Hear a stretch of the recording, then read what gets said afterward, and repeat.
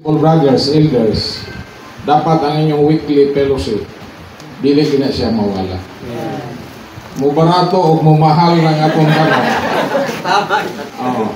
Dili ni nagagad-agad o mahal. Murag ko kita dasi kita fellowship, barato.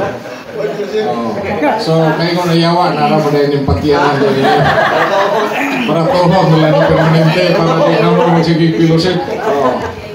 Minting gina mga igsoon. Munang kami diya sa sulod, kung manlakaw may sagaran duha may. Salamat ako may nga silang tulong mabilin. Mag-fellowship yun sila. No? At least nga, dili na to kanan bitawan atong tanaw tasong palibot. Makaipikto gina. Kung mutanaw ta, labi na mo na atong panginabuhi. Ulos ko ka mag-uuma. O ganinang murag natay ko ngayon atong pagpanguma. Nagagadro mo na sa kaluoy sa Ginoo. Pero susihon po na to. Basig ingani kay di puta klaro mo halan. Di ba? Mo nang usahay, pakitoon po ta sa Ginoo. Pero namo ko'y panahon nga agiatag pagsulay, kana siya makatabang hinoon, dili makapa-discourage na to, kung dili makapalig-on na to, nga labi patang mo sandurot sa Ginoo. Amen. Sa akong kuwan, sa mga responsible, pipila ng una sa matanaw, ang ato naagyod kanunay ang fellowship. Kaya ang source, tinugdan sa tanang butang, naaman diha sa pakikambitay. So, muna lang, resulta ang problema, kaya magbuhat na lagi ha. Ano man po, kiwa man po yung fellowship. So, mo gina, ang Ginoo, kung naata sa pagkausa, bisan taliwala sa kahintang, sa kalisod, sa kawaladon, ang Ginoo magpanalangin ra gyud sa iglesia.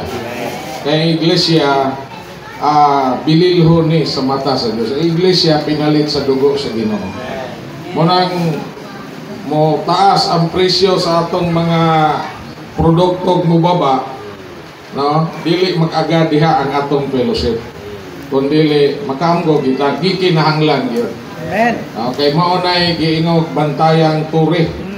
No, mo na bang Watchtower ba nga naa ka dito, makita nimo ang kahintang sa iglesia o naaba po'y kaaway nga mo atake, dili ra nimo makita. So importante ang fellowship. Tanan nga mga activities imon makatabang kayo dako. Nautas kaluyahon na ay mga meetings, small group meetings, prayer meetings, young people's meeting. Mo na sa atong manad lang siguro, kantahon lang siguro to kanuna itong calm persecution, suffering and trials. Alaw ito, bot sa page na. Haron nga, mamaguni, kaya kaaway, nasayod siya sa taatakiha. So, biha ta, muna ang boxer, sawa niyo kusog at kumubok-bok, niya, di na marumpi ng spanga, kuto-kuto rin yung patiyanan na munang, aram din yung patiyanan na yan sige na nagbagsak ng presyon may tarong gawa na, undang mo yun pero dili rata matandog dahil ko ng Ginoo. Makaamgo ta nasa atong kuha nata ng pagpangatiman mga igsoon. Kanabang usahay manggod na mga igsoon sayo daw na panahon mo yung ko nga ayaw po mo dali kayo kay namo ko'y mga igsoon nga taliwala small group meeting, panahon na sa meeting, igor na sila maminaw dahil makashare po sila. Pero kung magpabilin kanila, pipila ka panahon haron makiksultihay, musir sila sa ilahang gibati, sa ilang mga problema, sa ilang panginahanglan na ba. Tungod sa mga pakikambitay. Diha ko na magikan nga natay close relasyon sa mga igsoon. Unang dili lang ingon nga kanabang meeting lang human sa kwadera human sa ulit na wala na. So anang time pagsugod sa meeting di ka listen bugi imuha nang ipagawas ng imong gibati kay nag-enjoy pa man mo. Pero kung magpabilin ka pipila ka oras o ingon nato nga minuto diha uban nila mabati nimo nga naay mga problema na ay gusto silang ipahungaw, i-fellowship, pero kaya wala na silang mga tagaig panahon. Muna usahay, murag gidibdib na lang. muna mga igsoon na pasalamat Manang sa una pag yung panahon, may ko balik ko iti sa una. Tulgan na ito sa una, balay. Tungkol sa kalagyo. So takas kay panahon, muna sa una, may suod kayo kay ato mag-meeting, pag mag-meeting, dito rin po matulog, sige, istoryahan na no? Pagkabuntag, before muli, mag-morning watch ko man to sa una, ay hapa muli, baklay, ano na ba? So, salamat kay sa Ginoo. Manang usapod nato pod mga nanguna ang ubang mga igsoon tagaan nato sila panahon nga makalihok sila aron sila mulihok sila makapalugwa butag daghang mga igsoon ba nga magamit usahay pod problema sa ubang locality kikining mga bagong inundang nga mo sulbong muguho screenan pod kay hadlok ba nga maalasan malabuan no? Dili na pod mo atong kuan. Ay mo dasigaw na to ubang mga igsoon tagaan na to sila kingon sa igsoon playground ba nga makalihok sila. No kinsay makita na to nga molihok, mas malipay ta nga daghan ang manglihok sa iglesia. Pagtanaw sa hay may ngon ini maniid ugog at agad wala lihok.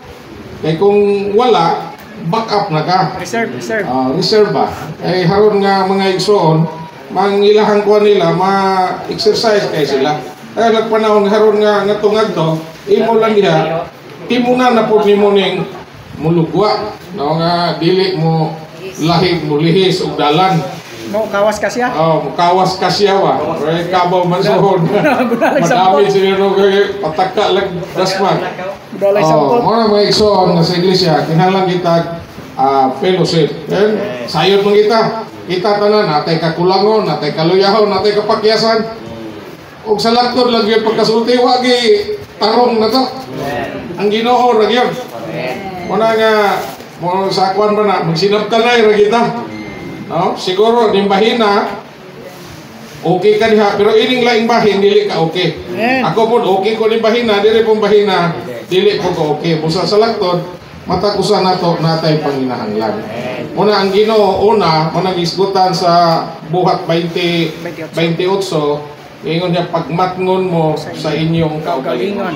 Una gyud kita gyud nga mga lagad kay usahay isa-usaon nimo may ka nga musulti pero lost kayo ka sa imuhang living no dili ka klaro.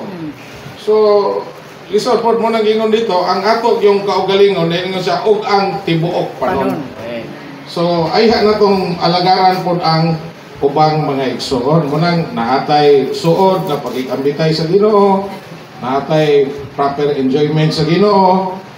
Muna nga aron nga sa ato pod nga una matagad atong kaugalingon unsa ning Dios nga atong napahimuslan na sinati na umol nga hinato. Mao po niya atong ikapangalagad sa mga igsoon. Dili man ang doktrina, dili man ang litra, dili man kahibalo, kundi kinabuhi. Muna sa ato ang Churches Fellowship, isgutan dito nga ang pagkabanhaw, resurrection, ascension, dayon the all-inclusive Christ. So, kung imong tanawon, kini nga pag-alagad nga naa sa pagkabanhaw, mo na gikinahanglan sa Ginoo.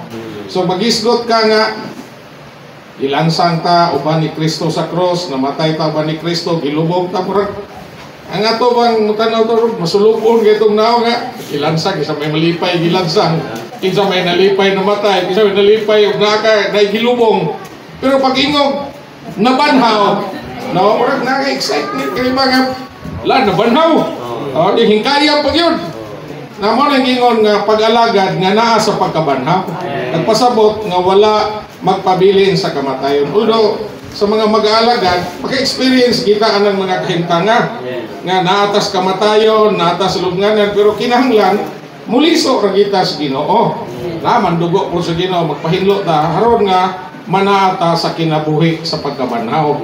Munang gisgutan, dili lang ido sa pagkabanhaw kundi naa pagita sa pagkakinayab. Pero yung kinayab, dili ta maipiktahan sa kahintang sa itong palibot. Di ka maipiktahan nga, barato maning atong produkto. Kinailan mo sulbong tas mabaw. Kaya kung di rin natam sige taguna-huna, ya karon na po mahal. Sayang nga, ito ibaligya ba? Mauna ako sa unan na sinatian. Akong gi-blame, akong kaugalingon. Gusto double ba? Napadong na hinoon, nagihinoon. Imbis ko ako nga maigo. Pero pasinati ko sa ginawa to, haron po nga matabangan po ko. Muna nga, ang atong pag-alagad, dili makaingat. Dali ra man ko may piktahan kung panginabuhi. Dali ra ta may piktahan kung pamilya na. Muna ang kinahanglan, masinati na to ang kinabuhi sa pagkabanhaw, ang kinabuhi sa pagkakinayab, dayon kining malanggubong sa tanan nga Kristo. Nga siya'y mutagbo sa tanan nitong Panginoon. So, mara ko din sa kahintang ni Job. Pero bisig mingon mo, yan, unsa ra man to si Job pagkahuman na to? No? Naayo siya. Amen. Naulian siya. Niya. Anak, usap. Gidupli pa ang nawala niya. Anak. Oh, nanay asawa, nanay mga anak. Oh, dayon, dato kayo siya. Nahurot mo siya kapurdoy din man to. Ay, kato diyang mga gitabangan niya panahon siyang pagkadato. Ang mga tao nga gitabangan niya, mitabang niya hatag nga na noon siya kapital. Oto nga, midupli pa ang iyahang nalangin, ang iyahang kadato nga nabatunan. Mo na to ba? Mo sinati tayo nga na nga kagiha kanang kasinatian man nato. Maro ko na sa akong magulang akong nagian. Oh, siyang testimony niya. Bisan tong mga suod kay niya, kailan niya, mag-iad siya ito, maguna-guna sa garden, garden sa meeting hall. Mura na kuha kailan niya. Down naman siya. Isod kay gid himtang dili di basta-basta. Kunya kato mga tao sa una mo kay manghagad, oh nakoy kwarta kay negosyante go di income ya.